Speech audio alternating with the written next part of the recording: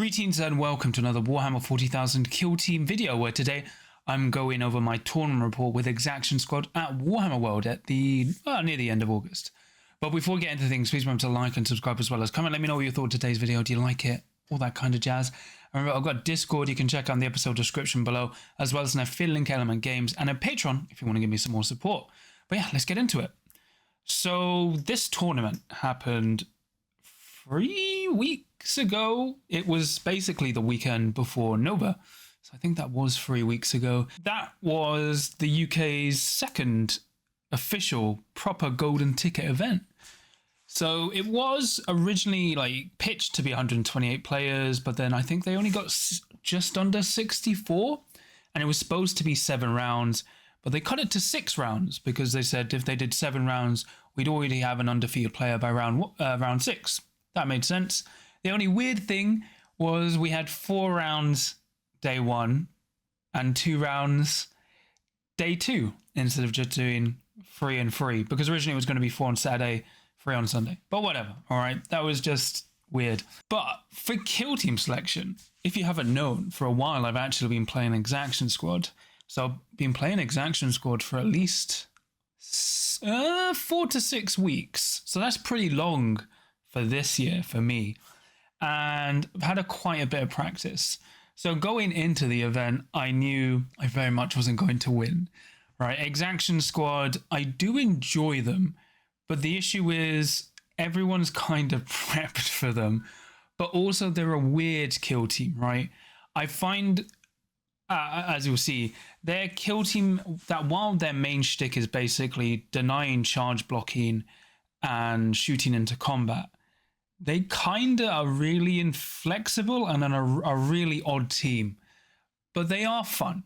But as you can see, mine are based off RoboCop because they're RoboCops, and I painted them basically like RoboCop 2, right? So they're like my version of Grey Knight Steel. I even built a fancy display board. I have a full 20 RBTs roster of 20 actual RBTs. I have you may see 21 there. One's a test model. But yeah, so they are really fun, and I put so much work into them, partly because some of my friends convinced me to play them, and I thought it'd be cool, right? Also, it kind of makes up for like a lot of the meta chasing I've been doing, and I thought it'd just be really fun to show how far you can go with a kill team that isn't really top tier. Like, they can still win, but this team still has a lot of weaknesses despite all its buffs. So yeah, let's get into the event. So for round 1, I was playing Death Guard, right? And effectively, we were playing, I think it was capture, action point to secure an objective. No, it was loot. We were playing loot, sorry. And effectively, he could only get to 2 objectives turning point 1 because of how the drop zones were styled, and also because Death Guard were only 2 white movement. And effectively, by the end of the game, this guy had killed most of my Exaction Squad, but for turning point 1 and 2, I went 4 on the primary, and then turning point 3, I went 3 on the primary and 3 again. So effectively, I locked him out on primaries, and then I still got some secondaries, but effectively, him being so slow, hindered by his drop zone, just allowed me too much pressure, and I just got too much of momentum. So even though I started losing lots of Exaction, it was enough to stay in the game. So really fun, but a good game 1. Game 2 was on Into the Dark. So we misplayed this. We thought it was an action point to capture, where it was just actually you just need more APL on it. I think it was secure, right? But basically, it was actually a dead tie. I put Faction Tac-Op Season Incapacitate on the Grenadier, and my person just sat back. I should have actually gone Faction Tac-Op 1, like I did in the last round, but I managed to edge it out to just win by like 1 or 2 points because I forced enough of a stalemate where I managed to keep it 3-3 on every turning point against Intercession, and then I just managed to sneak to get 3 tac-op points while they only got 2, so I managed to win because they went full Seek and Destroy and I just stayed off the points. So I denied Eliminate Guard. I was too close for they did get Rob and Ransack, but they couldn't get anything else. So I managed to just win by 1. It was very close, and it shows to go you can't always expect how everyone would play. But an interesting game, and one I just managed to win. Then on game 3, I was against one of our Londoners, and a guy I play against a lot called Guy. We played some practice games, and so this is actually, going into this game, it's actually my bad for some reason. Okay, mainly because it happened to me in the past. So I actually have a bad habit of overly trusting my opponents. So I didn't realize, I only realized this about 2 weeks ago, right? I thought they could fire assets from their leader and any trooper, right? I didn't realize they had to be active. So once they're activated, they can't use the asset again. So I went into this game completely wrong. But then I played aggressively, and what happened in this game is what I call like what happens when you play Exaction. So there'll be key moments in Exaction where you need your shotguns to roll 4 hits or 3 hits and a crit, right, to gain that piercing effect. And effectively, I was just rolling 2 hits, were only 3 hits, and he had basically given most everyone a 4-up armor save. So everything just started bouncing off, right? Sniper did horribly, and like even Guy was like, "Wow, your dice, John," and I was like, "I know, right? It's pain." I did play super aggressive, so I managed to punish and kill Elucia Vane, turning point 1. But then, like after that, my momentum failed, and all the gambits I failed, all the gambits and risky plays I took failed because literally the dice were like, even with my rerolls, were just like no. So it was a really tough game, and then also my opponent didn't say this, but it was like mentally I was like, oh wow, even if a trooper's activated, he can then just fire a lance from them or blast, and I was like, it's like my fault, right? I should have just double checked. But I always find Elucidity and Star Striders really tough to play. On Into the Dark, it's not too bad for Exaction, but yeah, this was quite bad. So I think I actually managed to max my TAC ops, but scored nothing on the primary. So it kind of was okay in terms of a loss. Then for game 4, right, I was against my friend Alex, right? We were joking like, oh, you know, I'm going to play you or Charles next. And unfortunately, I had to play Alex with his intercession. And I was expecting Alex to be quite cautious, you know, how we'd move up. He did not. He ran into my face and he played very aggressively.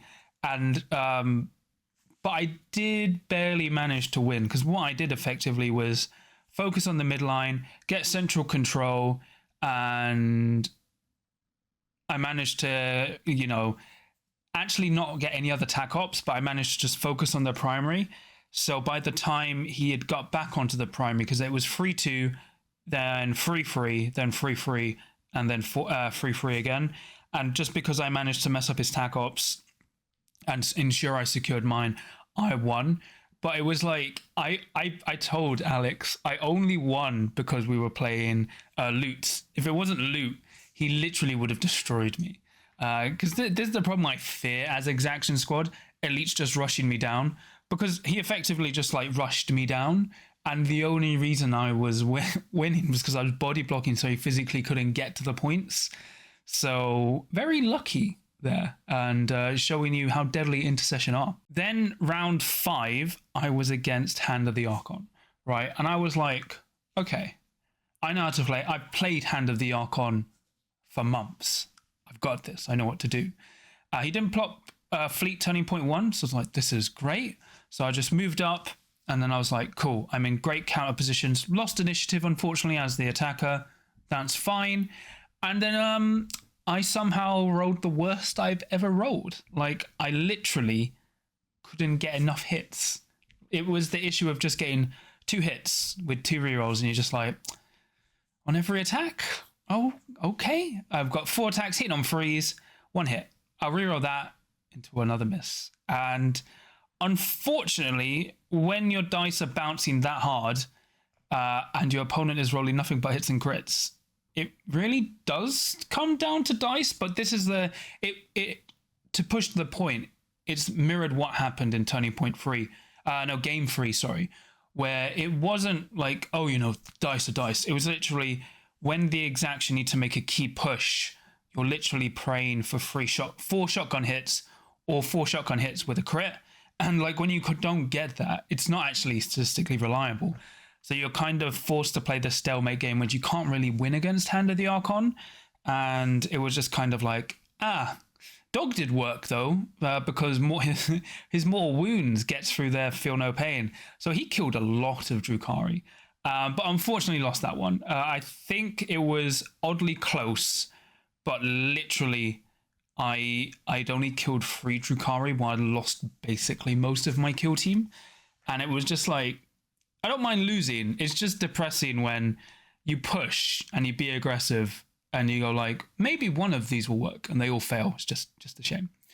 Then round 6, I was on Into the Dark against Blooded, and we were playing action point to cap, right? And I was like, not Blooded, sorry, Chaos Coat. And I was like, I know what to do, right? So effectively, turning point 1, I'd move, my leader would open the door for the room on 1, put his Nuncio Vox on 1, and then one of my shields had moved and captured 1. And I'd captured 3 and 5. Turning point 2, my opponent, she opens the door, leaves one on the point, moves, opens the door, and the other one charges through and passes. And I go like, okay. So then I immediately activate my shield on the point, kill that cultist, and move back. And I now know my opponent has no way to score, to retake the objective on turning point 2, because they have no one who can move and cap. Because the Nuncio Vox is on there, it's going to cost 2 action points. And then I activated my leader immediately after, who moved the Nuncio Vox to just cover the objective, but to fully cover my door, and then moved away. And then closed the door. And while my opponent got like as many operatives as they could into that room, no one could get in range of the door. So it means no one could open the door until turning point 4, because Chaos Cults have no comms. And effectively, I just started killing as many of the devotees as I could. So on turning point 2, I actually captured room 6, the objective on objective 6. And effectively, I managed to stay 4-2 for turning points 2, 3, and 4. By the time my opponent pushed into my drop zone on the left side, it was turning point 4. So they and because they'd committed, they couldn't pull all the way back. And effectively, I had killed so many devotees, there were only mutants and torments left, and they couldn't capture any of the points. So I literally just like, are you on the point? Like on turning point 4, my opponent had a mutant on the point on objective 4 that I'd captured. So I literally just moved up, shotgunned off, and I was like, cool, you can kill me, but I'm going to control that point. So I actually, while I didn't max faction tech up 2, I did get central control and my other security tack up, and I won on primaries. Because even though Chaos Cults are really tough, when it's a mission dedicated to action points, like all I did was effectively kill as many devotees as I could, as like the Blessed Blades I killed quite quickly, and the Psyker, and then I used the Nuncio Vox just to control, because literally the cults have no way around it unless they have their leader within range to dash someone onto a point, so then someone can pop it for 2 action points. So I was like, oh great, my plan worked, and my Exaction Squad did what they did. They surgically took apart my opponent, like effectively what Exaction excel at, because you can't charge them. So I was just like so happy my Nuncio Vox is my MVP. So overall, I finished 16th out of 61, I think. Ace won. I was really happy Ace won, because I was talking days before the event and he was like, oh, John, I don't know what to run. I was going to run, what do you call them? Hearthkin Salvages. And I was like, yeah, don't run those. And he gave me a list and I was like, just run Phobos. You're good with Phobos. You do well. And he won. He won like... He was just like, I don't want to play Commandos, John. And he did not play Commandos all weekend. And yeah, he just won it. And it was great to see. Like, you know, top 60, not bad for Exaction. There were 2 other Exaction Squad players. And I am the best Exaction Squad player, which is nice. But it was fun. And, you know, unfortunately, even with my display board, like there's some details you see on my display board. But I did not get a paint nomination. And I was like, that's what I really wanted. But it was a really fun event, and the events team ran it really well. But I like, my Exaction Squad did what I expected my Exaction Squad to do. And it's weird because, I don't actually like blaming dice, but it's literally this kill team. They're really good at playing control, but the issue is there comes a point in a kill team game where you actually have to push. And the problem is, as I've said repeatedly, when the Exaction Squad try to push, they're relying on dice, which can be very fickle. And when it fails, it really fails quite badly for the kill team. Like the dog and leash master were great because now I know when I was playing them, they can do their actions in any order. So I was like charging, moving up, shotgunning, then fighting. So like they were great. My shields were great. Turning off rerolls was amazing. I used my pistol guy just to scout forward and capture objectives early. Really good. So like my practice had paid off. The only thing is I knew eventually the flaws of Exaction Squad would come up, especially as, they're great at kind of mitigating the alpha strikes by like turning off scouting options and stuff. But it was just rough. And I was just like, it was fun, but I think I've had my fill of Exaction Squad. I think I've pushed them as far as I can go. I think they're basically in a 6-game tournament, they're at best a 4-2 team, which means they're going to win 4 games at most and lose 2. I think on a 6-game scale, that's probably a better way to rate a kill team because it's really hard to differentiate a kill team with 3 wins and a loss, on that kind of scale. So it's not like they're bad. It's just they're not they have the tools on paper, but there's only so far it goes. Like the problem with Exaction Squad, they're very inflexible, so you don't really have operatives that can do melee and combat well, and they're not actually that great at scoring attack ops. Even Ace was like to me, I was like, "Are you sure, John?" Everyone in London was like, "Are you sure, John?" And I was like, I have a hope, and it lies with flashlights turning off rerolls. Because even Ace was to me like, yeah, they do well, but against the popular teams at the moment, they don't do well, and they still just have bad matchups. And I was like, yeah. But it was fun. I really liked painting them, and once again, Warhammer World was great. For the boards, they were using more official maps this time, but I prefer the old maps because they had more terrain. So, that was that. But otherwise, it was a really fun event. I think the only thing I would have liked was just to do 3 games on the Saturday and 3 on the Sunday. Doing 4 and 2 was just really draining, right? But it was a great game, like great event, because for me, Warhammer World still does the best kill team events just because, they have the best terrain. It's like Warhammer World. And if you haven't played, Warhammer World is a great place to play.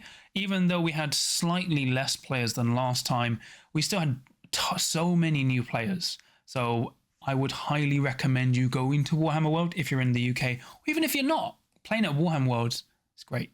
But that's pretty much it for me today. Please remember to like and subscribe as well as comment. Let me know what you thought of this video. Did you like me playing Exaction Squad? Let me know all of that kind of jazz. Remember, I've got a Discord you can check out in the episode description below, and a affiliate link at my games, and a Patreon if you want to give me some more support. So I'll quickly shout out my patrons. So for my adepts of the crew, I have Tom, Sam, MP, Nick, Mr. Meatwad, Kenzie, John Thomas, Dad of Coldens, and Ben. And then for my veterans of the crew, I have Sam. So thank you so much for all your support. It really means a lot to me and helps support the channel. But yeah, I am done with Exaction Squad. This was supposed to come out before I went to Nova, but I recorded it 2 weeks after Nova, so it's fine. But now I'm up to date with all my tournaments. But yeah, I'm done with Exaction Squad. Maybe if they the only thing I think they really need buffing is like you either make the batons 2-3 or like 2-2 with like lethal 4-up and stun. Maybe make the snipe hit on 2s, and I'd make manacles work on people with 8 wounds or less as their characteristic and 1 equipment point, because you can do some fun stuff with arresting. But otherwise, it was just the team that required too much brain power, and it was just like even games you won were very stressful.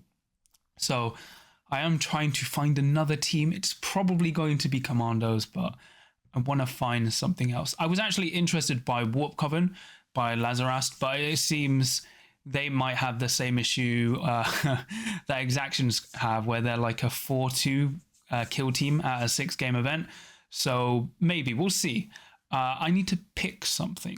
Like originally it was going to be Hand of the Archon, and I still love Hand of the Archon, but they have their own problems where if they don't get momentum, they don't win, and it's difficult, right?